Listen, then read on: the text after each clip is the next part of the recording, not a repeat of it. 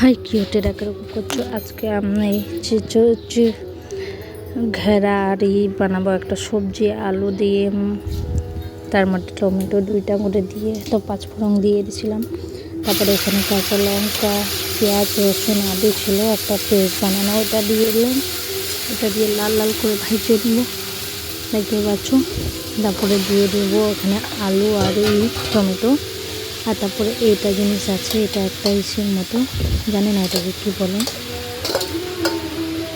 কেউ যদি জানিয়ে থাকে তো আমাকে বললে দেবা। আমি আমি অনেকগুলো সবজি আছে কি না আমি জানি না, কিন্তু রান্না করে খাই আমার নিজের মতো করে। এটা কিভাবে বানায়, কিসের সাথে বানায় আমাকে কমেন্টে জানাও বা। তো আমি এরকম করে এই কাঁচা এটা আগে ভেজে নিলাম ভালো করে মশলার সাথে, তারপরে দিয়ে দিলাম জল দিয়ে ঢাকা চাপা করে ভালো করে সিদ্ধ করে নিয়ে নেব।